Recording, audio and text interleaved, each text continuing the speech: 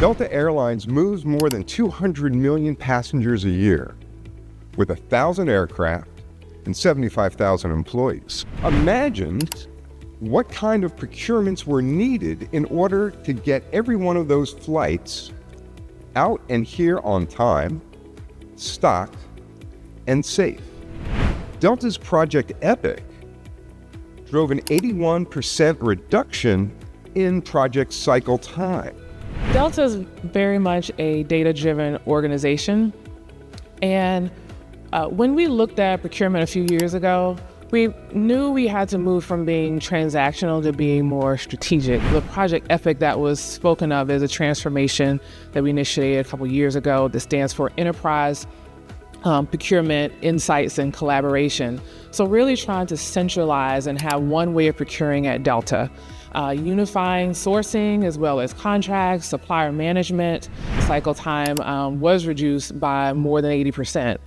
So, when that happened, I know our business stakeholders definitely realize that, obviously our financial partners, and making sure, again, contracts are being executed faster. The bigger win was really trust. So what we started to see once the business stakeholders understood what our role is, we were able to get ahead of what was happening and understood the partnership, they started coming to us earlier in these projects because they saw that we could help accelerate their outcomes. Negotiating $4 billion worth of contracts every 3 years, essentially. And a typical cost savings target would be 4% or $160 million. And procurement's going to get that for sure, and probably exceed it.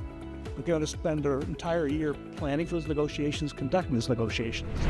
What happens when you get cycle time reduction of 81%? It's not just $160 million that you can achieve. You can touch so much more spend. The one place for the entire business and those needing to do purchasing to go, we could then handle more orchestration that we spoke about, which is, again, knowing that every request isn't the same. Some need more hands, some need other stakeholders to be involved. So knowing what's coming in, that's how you're able to understand, how do I maybe segment that work in different ways, and maybe initiate various fast lanes, if you will, like fast track certain things, and things that can go through faster. Compliance checks. Obviously, we have various levels of compliance when you're talking about contract documents and legal documents, when you have legal reviews that are required, when there's supplier vetting that's also needed, as well as a number of different other groups, they say corporate security for different projects. You're able to engage them at the right point. Top quartile firms are getting more than 600% return, so 4 times the efficiency. And that's where orchestration comes in.